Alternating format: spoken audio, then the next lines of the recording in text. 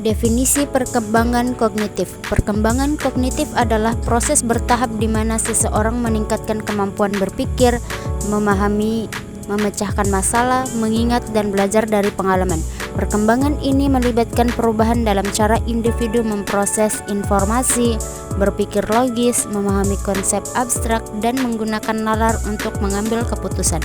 Perkembangan kognitif biasanya terjadi seiring bertambahnya usia dan dipengaruhi oleh faktor genetik, lingkungan, serta interaksi sosial. Teori-teori perkembangan kognitif. Terdapat beberapa teori perkembangan kognitif yang diajukan oleh para ahli. Berikut adalah teori-teori utama tentang perkembangan kognitif. Yang pertama, teori perkembangan kognitif Jean Piaget. Ia berpendapat bahwa perkembangan kognitif terjadi melalui serangkaian tahap yang universal. Yang kedua, teori Vygotsky atau teori sosial kultural. Menurut Vygotsky, perkembangan kognitif anak sangat dipengaruhi oleh interaksi dengan orang lain, terutama orang dewasa dan teman sebaya, melalui zona perkembangan proksimal (ZPD) yang menggambarkan jarak antara apa yang dapat dilakukan anak sendiri dan apa yang dapat dicapai dengan bantuan orang lain. Bahasa juga memainkan peran penting dalam perkembangan berpikir. Yang ketiga, teori perkembangan kognitif Brunner. Jerome Brunner mengemukakan bahwa anak-anak belajar melalui 3 cara utama, yaitu aksi atau enaktif, kedua gambaran ikonik, dan simbolik. Brunner juga memperkenalkan konsep scaffolding, yaitu bantuan sementara yang diberikan oleh orang dewasa untuk membantu anak mencapai pemahaman atau kemampuan yang lebih tinggi, yang kemudian secara bertahap diambil kembali seiring meningkatnya kemampuan anak. Yang keempat, teori pemrosesan informasi. Teori ini melihat perkembangan kognitif sebagai hasil dari peningkatan kemampuan anak untuk memproses informasi, mirip dengan cara komputer bekerja. Para pendukung teori ini berfokus pada bagaimana anak-anak menyimpan, mengambil, dan menggunakan informasi. Mereka melihat perkembangan sebagai peningkatan dalam kecepatan pemrosesan, kapasitas memori, dan strategi pemecahan masalah. Lalu yang kelima, ada teori nativisme Chomsky. Noam Chomsky mengembangkan teori bahwa kemampuan bahwa manusia adalah bawaan, dan otak manusia memiliki struktur bawaan yang memungkinkan kita untuk belajar bahasa dengan cepat. Teori ini terkait dengan perkembangan kognitif dalam hal bagaimana anak-anak secara alami dapat memahami dan mempelajari bahasa melalui paparan di lingkungan mereka. Fase-fase perkembangan kognitif. Pertama, tahap sensori motorik dari umur 0 sampai 2 tahun.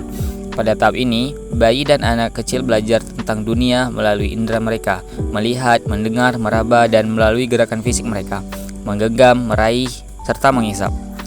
Pemahaman tentang objek permanen atau object permanence mulai muncul, yaitu kesadaran bahwa objek terus ada meskipun tidak terlihat.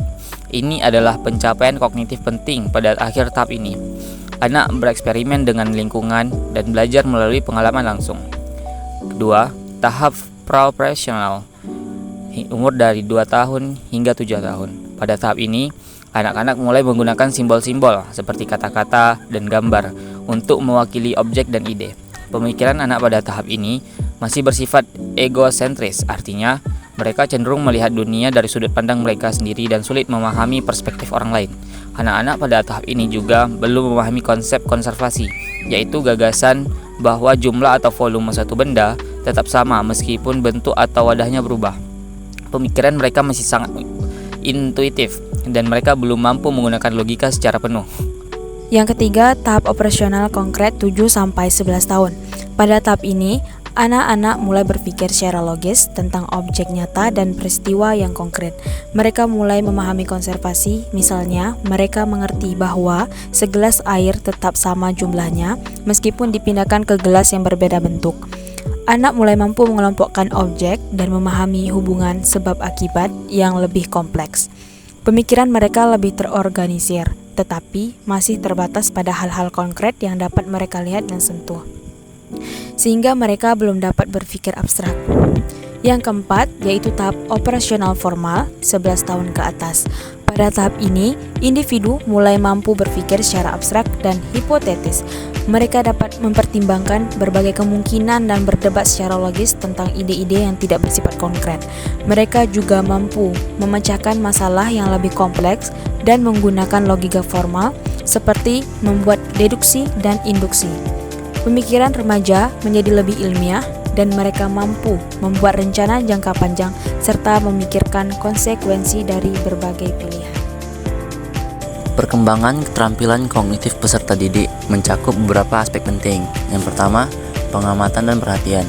Anak-anak belajar untuk fokus pada informasi yang relevan dan menyaring gangguan. Yang kedua, pemecahan masalah. Keterampilan ini berkembang melalui pengalaman menghadapi tantangan, baik dalam pembelajaran formal maupun informal. Yang ketiga, berpikir kritis dan analitis. Peserta didik diajarkan untuk menganalisis informasi, mengevaluasi argumen, dan membuat keputusan berdasarkan bukti. Keempat, ingatan dan ingatan kerja. Keterampilan ini penting untuk menyimpan dan mengelola informasi dalam jangka pendek dan panjang. Yang kelima, kreativitas. Kemampuan untuk berpikir di luar kotak dan menghasilkan ide-ide baru juga merupakan bagian dari keterampilan kognitif. Yang keenam, metakognisi. Kesadaran dan pengendalian atas proses berpikir sendiri, termasuk kemampuan untuk merencanakan, memantau, dan mengevaluasi pembelajaran. Perkembangan ini dipengaruhi oleh faktor-faktor seperti lingkungan belajar, interaksi sosial, dan pengalaman individual. Pendekatan pembelajaran yang aktif dan kolaboratif dapat mempercepat pengembangan keterampilan ini.